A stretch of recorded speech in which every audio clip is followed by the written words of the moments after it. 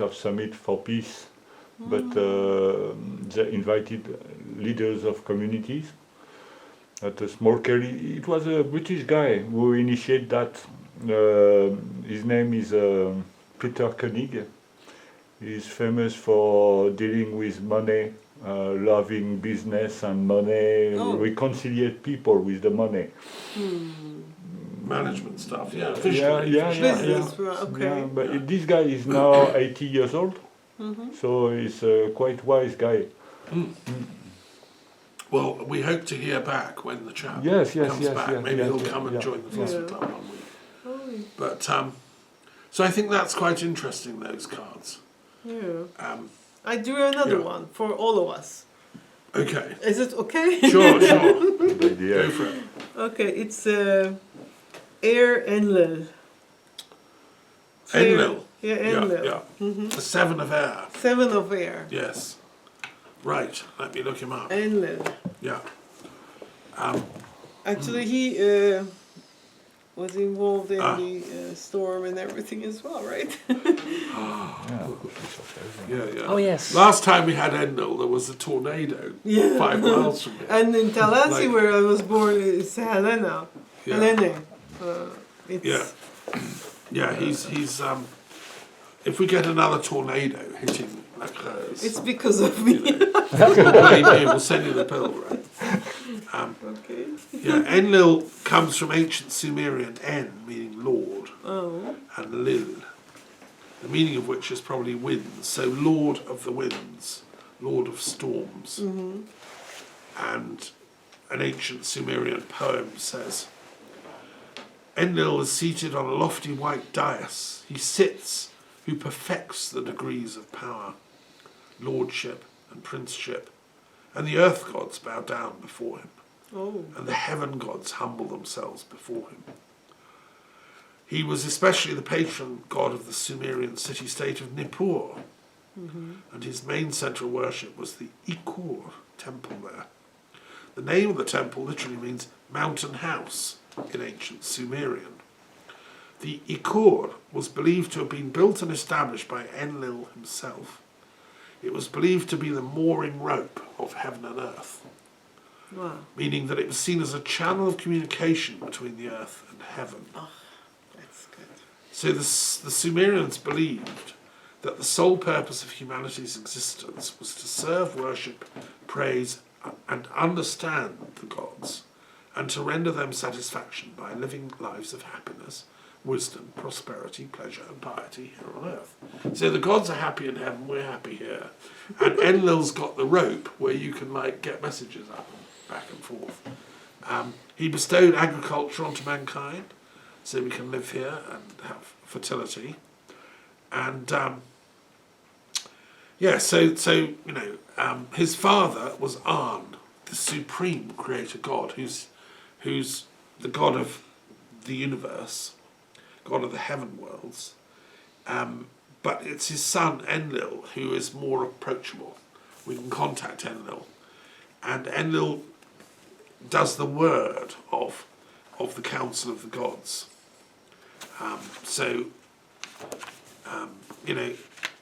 It's interesting stuff, I think. And you're someone that's been doing channeling and contacting what I call the realm of the gods, right, or the divine intelligence. Cosmic realm, let's say. Cosmic realm, okay. So you're bringing Enlil to the table a bit. Something I've discovered, and it's interesting, I was working on Akkadian, Babylonian today, and Sumerian is the ancestor, because the Babylonians used all the myths from Sumer, but they repackaged them in their own language. But it was sacred language, Sumerian, and they got the cuneiform writing system. Yeah, the emerald tablets. Yeah. Yeah, so it's all that same holy area. But I discovered something today doing my research, that the capital city of the Akkadian Empire was Sargon the Great. Sargon was the ruler. He was, and he has a story like Moses. He was found in a thing floating on the river. And he was not a god. He was just He's a king, yeah. a human. Yeah, but he downloaded divine wisdom and Yes. became a great king.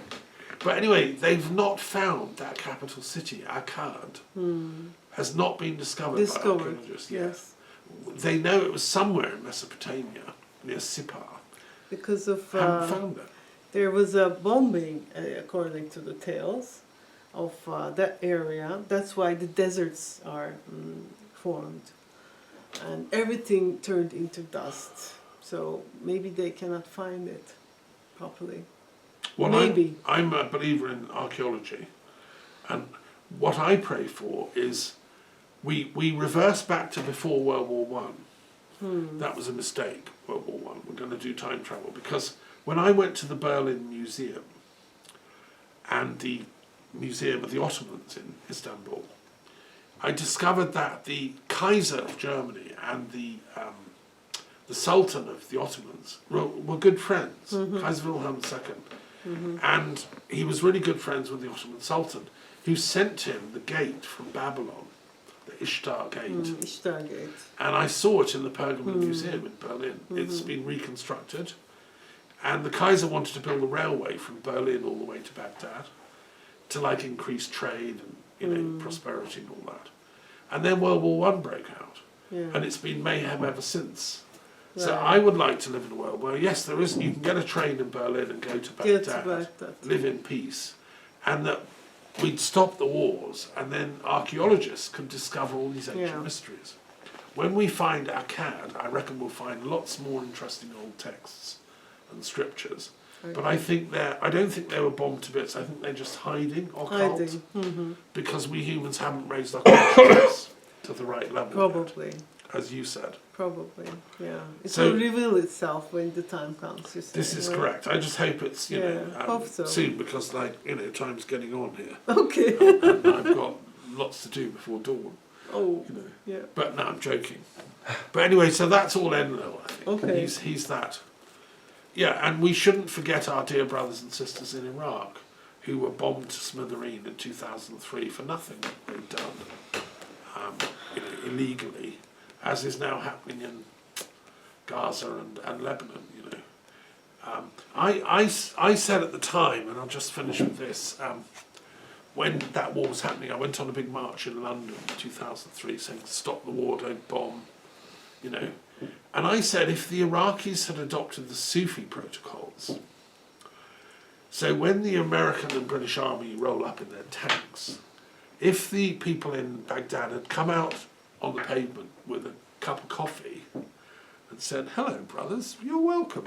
Here, sit at my cafe," and just showed hospitality, which is the cosmic law, and showed love, then the other guys, I don't think, could have attacked them and killed them. You never know. And also, if I'd have been Saddam Hussein, I would have gone to the UN headquarters in New York and said, "Look, we don't have any weapons of mass destruction. You've checked, you didn't find it," and refused to leave the building till they called off the invasion. Worth a try, But anyway, hey, I'm not writing history. Again, what is the cause of that? We have to go layer by layer, and there are many causes, maybe. And sometimes non-violent actions are not enough to beat some causes underneath the conflict, unfortunately. Well, maybe it's just we haven't got the non-violent actions to be sophisticated enough. Maybe. I I'm mean, not against it, by the way. we can try I non-violent would actions. like to try more and more to sort it out. But sometimes, especially I'm coming from a war zone, it's a Near you. Middle East, Yeah. very near. I mean, it's not like Europe. I mean, here we Not don't. close. We're more mindful It is. of this. It is more. A different perspective. There you have a different mindset, and there you fight fire with fire. You can't fight fire with a bloom, with a Well, I don't know. I think, flower. but you might be able to fight it with water. Yes. with my Thales hat on. Okay, with water. You know what? That's the perspective. I'm not saying my point of view. That's the perspective. That's just of the street language. of that Yeah. region. Yeah. Saddam wouldn't have gone to the UN because that shows cowardness and weakness. What So is the they fought reason back. behind the Iraqi invasion? We have to go and dig into that. So I've got a book upstairs. When I was writing my book about 9/11 and everything, I came across an American asset. She wasn't a CIA officer. She was an agent who was cultivated, who had links to Saddam, and she was negotiating with Saddam in the months leading up to the invasion in 2003. I can't remember her name. She wrote a Interesting. book about it, and she loved Iraqi culture. I think she had an Iraqi boyfriend. She thought it was a very sophisticated culture, and there was no reason for America to go to war with it because it hadn't anything to do with 9/11. She met Saddam Hussein a few times. She met his top aides and people, and she was acting as a conduit to try and get a diplomatic solution before war broke out. And if you recall, the UN at the time was having debates, and America was essentially making up stuff and saying weapons of mass destruction were there, but she knew there weren't, and she trusted the people who were telling her and saying, look, we don't have them, it's just nonsense. Anyway, in the few days before 9/11, she was told by her CIA handler to get out of New York City. A few days beforehand, something big was happening. Oh, And shortly after that, in like the chaos and mayhem, she was trying to blow the whistle and say like, this is all wrong. Iraq is not an enemy. We shouldn't be invading. And she tried to talk to the president. She tried to talk to the head of the Secretary of State and all this stuff. She was eventually bundled into, at night, captured, bundled into a locked vehicle, and taken to a secure psychiatric unit on an American Air Force base, and incarcerated for a year, denied access to anything or anyone, legal help, anything, and was told she was mad, given forcibly drugs. She survived. 2 years later, she was released and came out and wrote her story. And she says, what she says is, judged on my experience, the invasion of Iraq was sort of agreed at the highest levels, even before 9/11. It was that was a trigger to justify it. And I knew this, and therefore I was silenced. That book has never been properly, reviewed by historians like me. It's never been her testimony. Well, it's been published, but not. It's not in the New York Times reading list, which it ought to be. There's a silencing of these kind of testimonies, and so my counter to this, when you say non-violence isn't enough, I think truth is enough. truth is has Truth many is the sides. There's one truth, Yeah. but it depends on this perspective or this perspective. It depends. Yeah, but you were talking earlier about the seventh dimension. Of course. If we look at things from the I seventh hope we. dimension Okay, then perspective, that's the truth. that's what I'm talking That's about. the truth. That's what I'm the talking ultimate truth. Yeah, that's what we have to get out on the table. We'll have to put it on the table, Ah. operationalized in earthly language, because when we We say are not here to hear the truth. We are unable to hear the truth. Well, maybe that's Like fine. Jesus sometimes, said, yeah. sometimes, all is written, yes, but we cannot catch it. or you don't have your reason whys to, or the entry points, or the codes of consciousness. First, these needs to be downloaded. There are no shortcuts to the truth, unfortunately. You have to I earn thought you it. might have a little secret for our listeners, how to access seventh dimensional Oh consciousness. yes, you go here straight, then turn right. Okay, then left. Well, I think it ought to be. I believe, I'm an optimist. Have a smoke. Sure. Yeah, you'll get the truth. Yes. I believe that, and we'll finish in a minute. I No believe problem. that the truth is wanting to make itself more manifest. Exactly. And that's why you've turned up here. That's why we're doing the work we're doing. Yeah. That's why the Philosophy Club exists. Like probably the little old farmers of Baytet you know, what's going on there? You know? But Yes. this is trying to operationalise the truth Of course. in language that normal people Language, can in understand. values, in daily doings, Yeah, belief sets. yeah, and gradually it's language. working. I believe. It's working, You know, I of believe. course. There's Yeah. a shortcut. I mean, for all of us to go Okay. in a good sleep, it is called reflection. If you know something, you don't have to tell me and teach me with words. You can reflect. Our energy fields are like, you know, the auras. Yeah, They read each other before words happen or deeds happen. So Yeah. this will be, that's why if you create a unified field, the consciousnesses will download better. For instance, here we are 4 people. It is not a matter of head count. If we are strong 4 people, that will suffice as well, with all values and codes to carry the unified field. But on Earth, there are 10 brain powers and 150 subgroups of people. did you say brain powers? Brain powers, 10 brain powers, 10 persons, Oh, okay. and 150 Individual persons, individual persons, who make this reflection. And some of do you them have are their emails? old, some of them are old, and some of them unfortunately lost their lives, so that's why some turmoil. The personnel of the hierarchy keep changing. Keep changing, Okay. and new comers have to enter. So What this I'm is trying a to do calling. with the World Intellectual Wisdom Forum is bring them together. Bring them together. I'm hoping you'll be coming tomorrow to speak. at Yeah, this. hopefully, I And, would love to. You know, that's the point of it, is Yes. because we can use this technology now to bring these light workers together. Exactly. They just Sure. have to talk, create the aura, unified field, and that will multiply or Yeah. magnify itself, augment. Creates a itself. stepping stone Exactly. for love to cross the bridge. Ex- Love The is a, finite and the infinite. that's right. That's perfectly said. Love Yeah, is yeah. a resonation ability. Yes, I've experienced that too. Yeah. In love. Can I finish with a poem? Oh yeah. Yeah. Talking of love. Okay. Perfect. What's your Good translation? closure. Yeah, Yeah. Okay. So.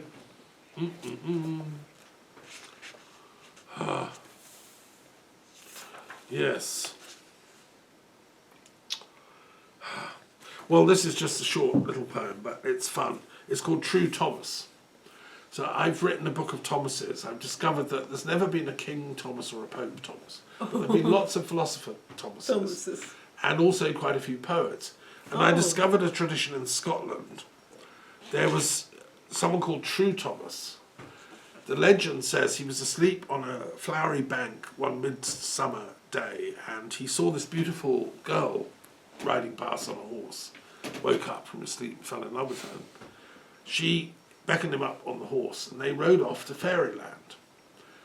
She rode into the underworld of the fairyland, into a lake, I think, and her father was the king of fairyland, and he lived there for like years and years and years, happily married. As fell a in love. human in the As a- fairyland. Yeah, he was allowed special. If you Wow. fall in love with the fairy queen, they get you in. Okay. smuggle you in. It's like VIP at a nightclub. Great. Right? And anyway, he was really happy, and then he wanted to come home, and he missed Scotland. I mean, come on, but he missed Scotland, right? So he went back, and he was cursed because he could only ever tell the truth. So if anyone said anything to him, he had to tell the Tell truth. the truth. Oh. And he was known as True Thomas. So okay. So that's, I just give you the background to the poem. Thank you. Okay. And Descartes pops into this poem as well. The true Thomas keeps popping up. He's the bookseller Descartes boarded with in liberal Amsterdam, where he fell in love and explored the passions and his heart until they blew away in the North Sea winds.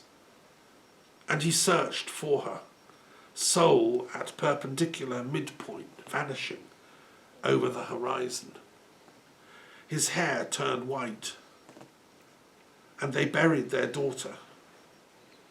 She died of a virus, it said. Yes, True Thomas keeps popping up to record, to ask, to think, to doubt, and to turn space into a backdrop for our smallest hopes and dreams, for the healing and the medicines we need. Space holds us. When we measure it, it measures us. When we ask, we're answered. See, here were and are the nails.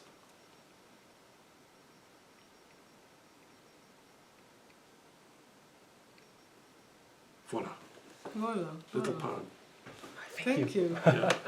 Do you want to read one of yours, or Can I read it tomorrow? okay, do it tomorrow? Yeah, because you need the signal. Or maybe if I have some English, I don't know.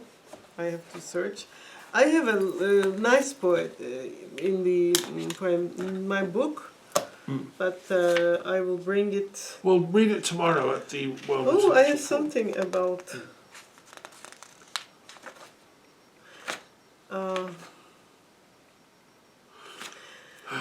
On the shores of the ocean, all is silent, but the wave, whispering to the sand, love won't give up.